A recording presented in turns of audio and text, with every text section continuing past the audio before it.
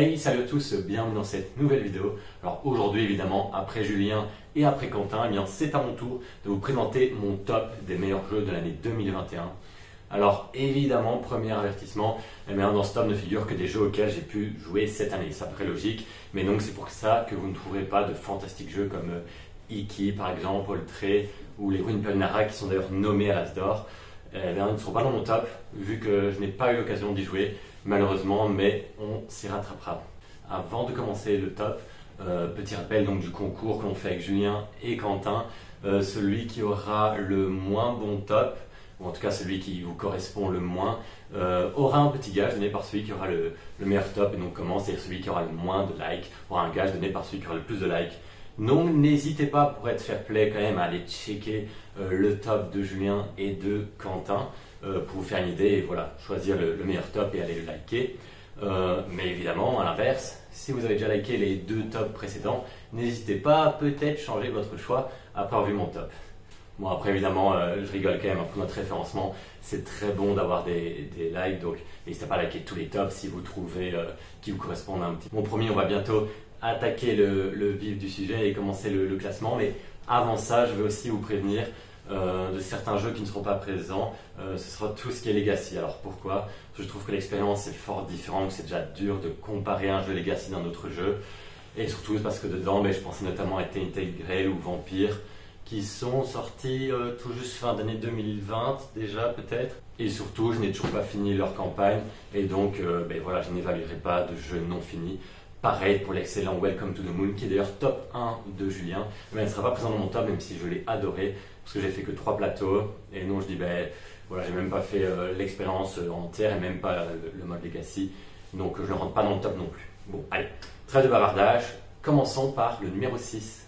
Alors en 6e position, j'ai mis Lueur. Alors déjà, Lueur, moi j'adore le boîtier, j'adore le visuel de manière générale. Alors souvent, on aime ou on n'aime pas, moi j'aime beaucoup le côté sobre, en noir et blanc, du coup fort sombre pour le coup.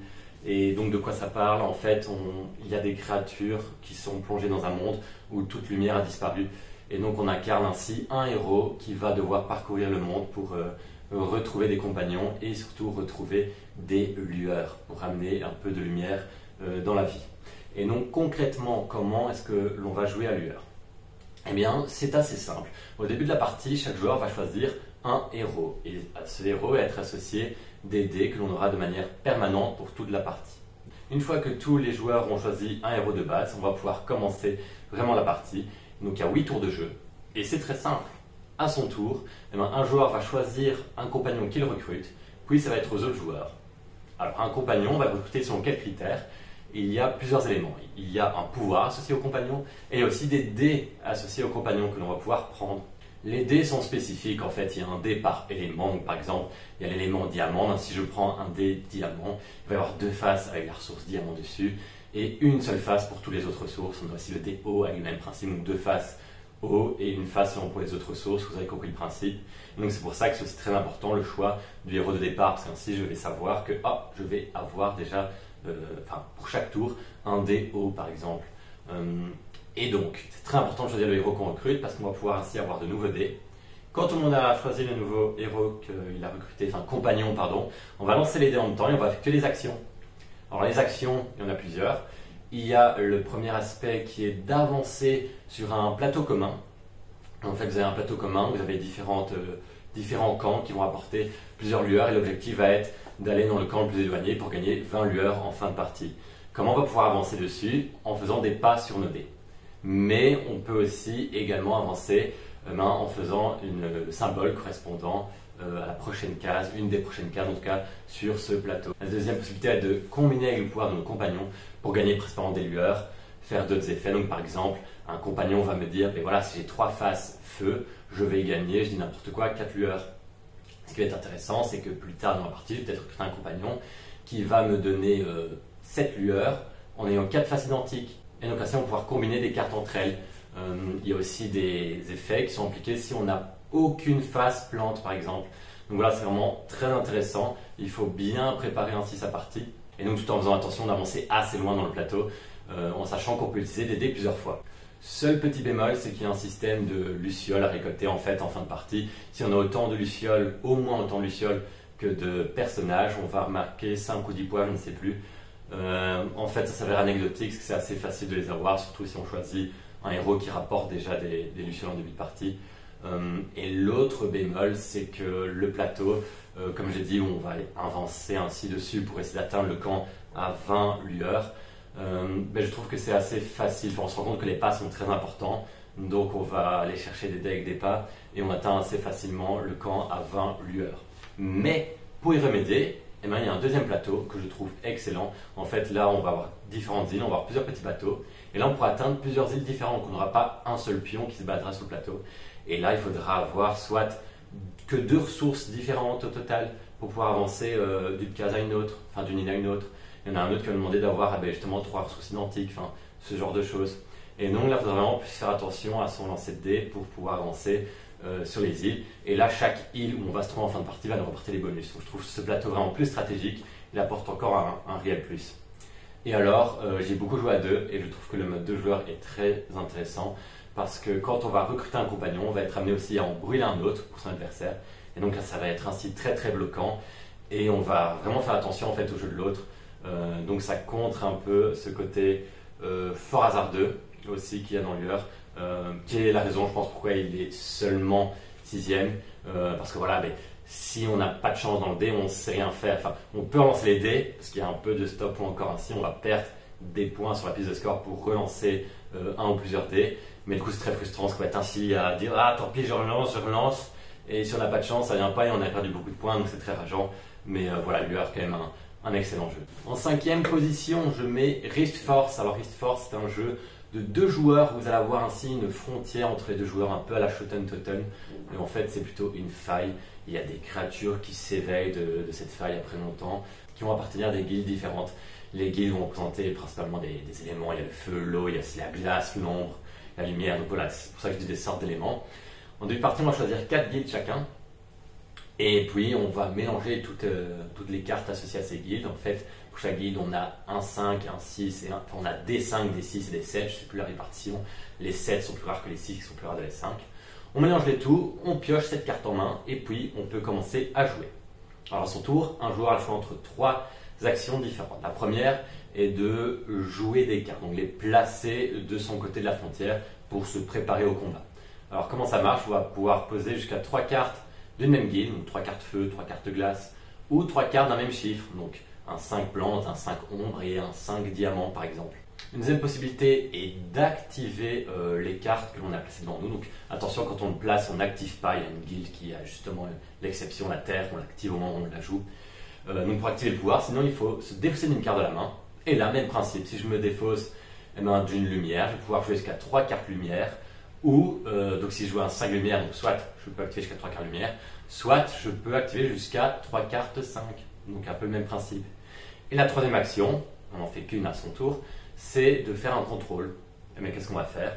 On va regarder les différents emplacements de la frontière où on est dominant, enfin on est dominant, même où on est seul, il faut que l'adversaire n'ait aucune carte devant.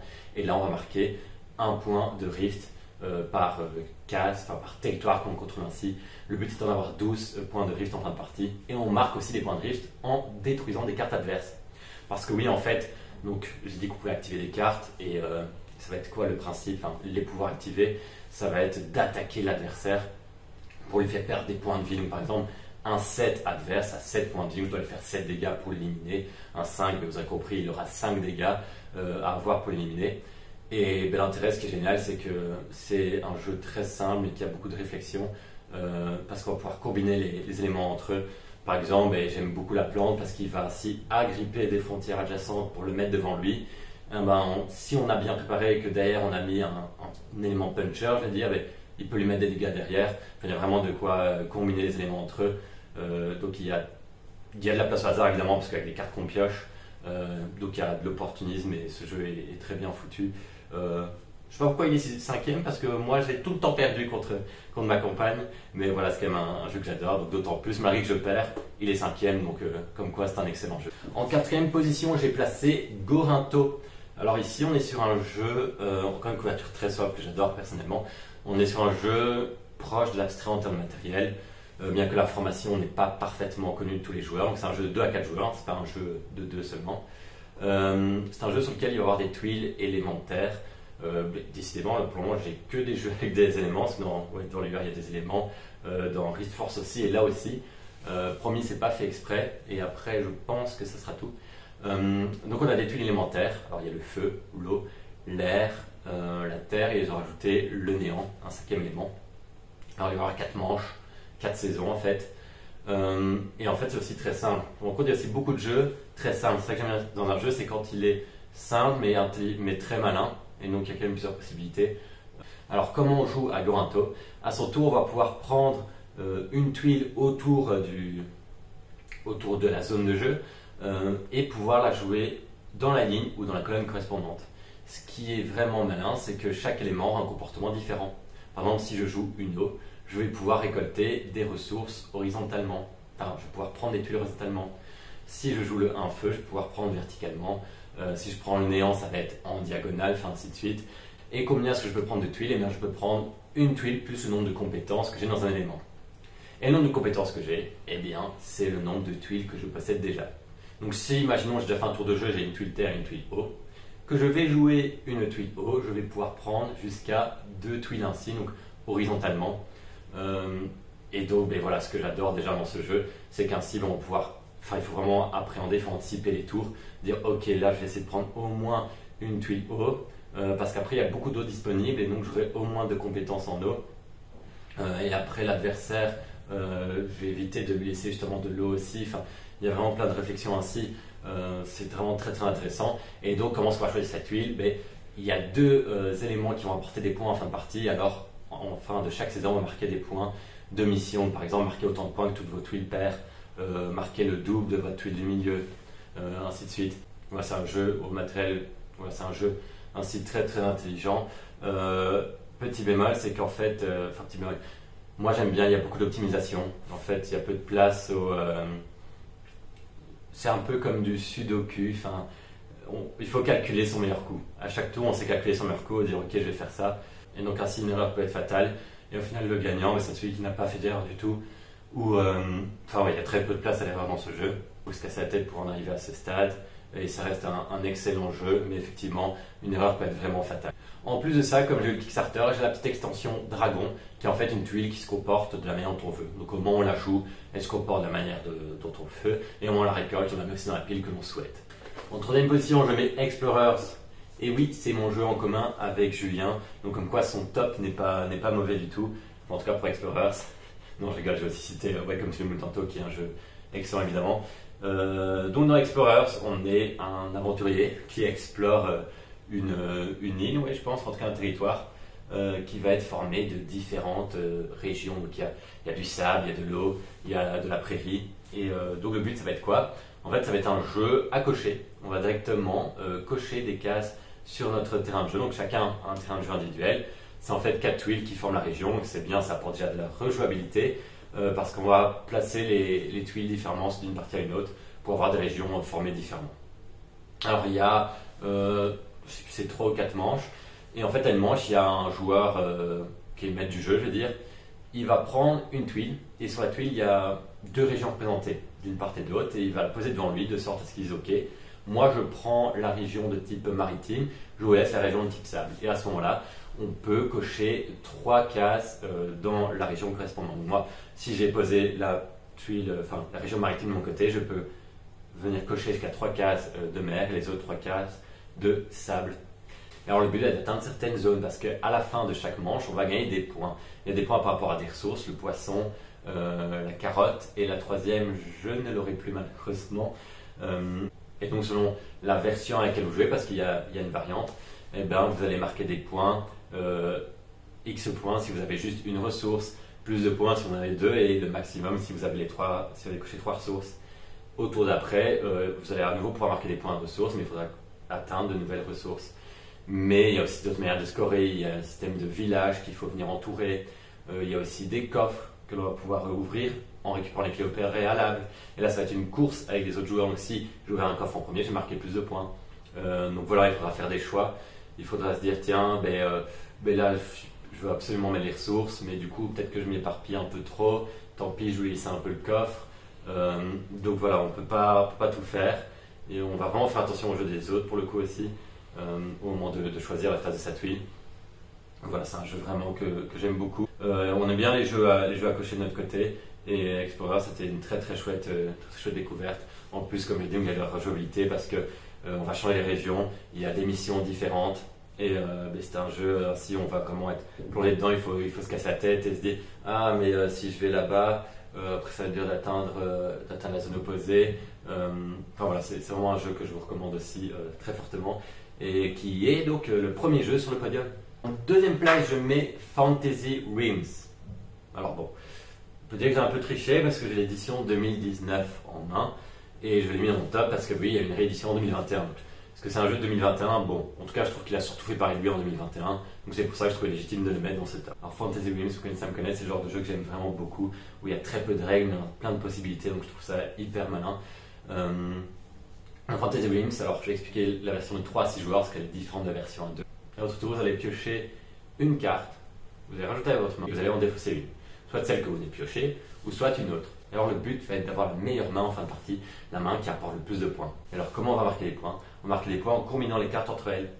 Donc les cartes ont des familles, donc, par exemple il y a les familles des climats, il y a les terrains, il y a les seigneurs, les sorciers. Et bien, par exemple il y a une carte climat qui va apporter plus 5 points par autre climat. Il y a une autre carte qui va dire plus 12 si vous avez des cartes de tête famille ou plus 20 points si vous avez 7 cartes précisément avec en main. Parfois il y a aussi des malus du style vous aurez moins 2 points par carte terrain dans votre jeu. On a des cartes avec des points de base déjà très élevés, parce que je veux dire chaque carte a des points de base, pardon, et après donc des bonus de points ou des malus. Donc par exemple il y a des cartes avec des points de base très élevés, mais qui vont être masqués, donc qui ne compteront pas en fin de partie si vous avez telle ou telle carte, ou au contraire, vont être masqués si vous n'avez pas au moins une vague, donc un certain type de carte en main. Vous avez compris, c'est vraiment casse-tête à chaque nouvelle carte, il va falloir calculer et dire ok, est-ce qu'elle m'apporte vraiment beaucoup? Est-ce que c'est mieux si je fais ça? Faut vraiment évaluer toutes les possibilités, un peu comme je disais avec Gorinto. Voilà, c'est vraiment un de mes jeux, un de mes jeux préférés forcément, qui est deuxième. Et pour moi, c'était vraiment une très belle découverte. Je suis déçu de ne pas avoir la réédition, je trouve le boîtier plus beau de la réédition. Après voilà, on va pas jouer pour son matin, c'est l'illustration un peu vieillotte, c'est un peu particulière. Mais pour le gameplay, c'est vraiment un jeu exceptionnellement bon. Et à 2 joueurs, oui, donc je trouve aussi très cool. Parce que là, on va commencer avec 0 carte. Et au début, on va piocher 2 cartes. On choisit une des deux, défausser l'autre. Et puis, on va pouvoir faire ça jusqu'à avoir 7 cartes en main. Et puis, on commence la phase normale. Et quand est-ce que se termine la partie? Parce que ça peut penser interminable. Quand il y a un certain nombre de cartes défaussées, donc à 2 joueurs, il faut avoir 12 cartes défaussées. Et à plus, il faut qu'il y ait 10 cartes défaussées. Et ça met fin à la partie. Donc, la Fantasy Realms, vraiment un jeu à la presque perfection. Pas aussi parfait que le numéro 1. Alors, qui est le numéro 1? Mon numéro 1 est Dune. Eh ben oui, j'avais un jeu en commun avec Quentin, il n'était pas encore cité. Il s'agit de Dune. Voilà, je suis d'accord avec Quentin, Dune Imperium, c'est un jeu excellent. Pour moi, d'autant plus, vu que c'est le numéro 1. Donc, c'est un jeu qui mélange placement d'ouvriers et deck building. Donc, vous êtes, si vous ne connaissez pas l'histoire, vous êtes dans le royaume d'Arrakis et vous allez contrôler une des familles pour avoir le plus de pouvoir possible, pour contrôler l'épice, mais pas que. Et donc comment est-ce qu'on joue? Alors à chaque tour il y a 2 phases. Il y a une phase où on va pouvoir placer ses agents, ce n'est pas obligatoire, et une phase où on va pouvoir acquérir des cartes vu qu'il y a du deck building. Alors dans la phase de placement d'agents, on va jouer une carte de sa main, et c'est cette carte là qui va me dire où on a le droit de se poser, parce qu'il y a plein d'emplacements sur le plateau, mais on ne peut pas se poser partout comme ça, c'est seulement via les cartes que l'on possède. Et alors ce qui est déjà malin, c'est que dans la deuxième phase, s'il nous reste des cartes, on peut cette fois utiliser les points d'influence qu'il y a dessus pour acheter des nouvelles cartes. Donc il y a déjà une petite notion de sacrifice, dire cette carte là elle est bien, mais j'ai peut-être la garder parce qu'elle a beaucoup d'influence. En plus de ça, il y en a qui ont des pouvoirs en plus. Et voilà, le placement d'ouvrier, en fait, il y a plein d'emplacements, il y a plein de possibilités, mais ça va quand même être hyper bloquant. Et ce qui est intéressant, c'est qu'on va forcément on va combiner les lieux entre eux, c'est pour la placement d'ouvrier. Mais c'est qu'il y a une carte conflit qui est reliée au début de chaque tour et qui va vraiment guider, orienter ainsi le choix, notre choix de placement à ce tour-ci. Parce que les conflits, en fait, ça va nous permettre de récolter différents bonus, on va mettre des points. Et ça va être en fait une guerre, on va devoir être majoritaire en termes de troupes. Et donc là, si on se dit, ok, le gain du conflit m'intéresse vraiment, là je vais faire des actions pour avoir quand même des troupes. Attention parce que c'est pas si simple que ça. Il va falloir faire aussi différentes alliances avec les pubs de là-bas. Donc je pense notamment aux Fremen bien sûr, qui eux auront des pouvoirs liés à l'eau, vu qu'ils savent comment optimiser l'eau pour avoir plus d'épices. Il y a aussi les Bene Gesserit. Il y a 3 sources dans le jeu, il y a l'épice, la monnaie, c'est pas de l'or, mais enfin, il y a une monnaie, et de l'eau. Donc l'eau par exemple va permettre, c'est ça qui est bien, c'est thématique aussi si vous connaissez un peu l'univers de Dune, c'est que l'eau va nous permettre de récolter plus facilement de l'épice. L'épice va pouvoir se poser exclusivement sur certains lieux, on va pouvoir aussi la revendre pour avoir de l'argent. Avec l'argent, on va pouvoir, enfin voilà, on peut combiner toutes les ressources entre elles, c'est vraiment chouette. Et il y a différents types d'emplacements. Il y a des emplacements plutôt pour récolter l'épice, il y a des emplacements pour faire des alliances, il y a des emplacements pour plus au siège, pour soit aller récolter un agent supplémentaire, pour avoir, un agent supplémentaire définitivement, ou pour avoir aussi un bonhomme, enfin un agent, mais provisoire pour ce tour-ci, et qui va nous permettre aussi de piocher de nouvelles cartes. Enfin voilà, il faut vraiment très peu de choses à laisser au hasard, c'est pour ça que j'adore ce jeu. Et c'est pour ça que pour moi c'est le meilleur jeu de cette année, très clairement. Et grâce au système de conflit, une partie ne va pas ressembler à une autre. Et grâce au système de conflit, une partie ne va pas du tout ressembler à une autre. Et grâce au système de conflit, une partie ne va pas ressembler à une autre en plus. Donc il y a 4 familles présentes dans le jeu, avec une phase facile, une phase plus compliquée. Donc voilà, Dune, franchement pour moi c'est le meilleur jeu cette année. Il y a très peu de place laissée au hasard et ça j'adore beaucoup. Et il faut tout penser, enfin tout combiner entre eux. Voilà, à la fin de chaque partie, ça sera toujours très serré et on peut revenir. Là où Gorinthos c'était dur de revenir, ou en tout cas on sait optimiser ses choix. Là, à tout moment, tout peut changer grâce à un conflit, grâce à une alliance ou quoi en fin de partie. Donc c'est vraiment super cool et voilà, c'est mon top 1 de cette année. Donc voilà, pour moi c'est le jeu parfait de cette année. Donc voilà, ceci clôture mon top. Donc n'hésitez pas à le liker, likez-le si c'est votre top préféré, donc allez voir quand même le top de Quentin et Julien. Dites-moi un peu en commentaire quel jeu vous auriez mis à la place dans ce top, quel top vous préférez aussi, dans quel jeu vous retrouvez vraiment complètement, vous êtes totalement d'accord, totalement désaccord. N'hésitez pas non plus à vous abonner à la chaîne pour suivre toutes nos prochaines vidéos, parce que tout prochainement, je pense que là, cette vidéo dont vous avez parlé, on va être à 3 à distance, qui va être assez sympa, assez attractif. Donc voilà, moi je vous laisse là pour aujourd'hui, je vous dis à la prochaine pour une prochaine vidéo. Salut à tous, vous allez avoir cette carte en main et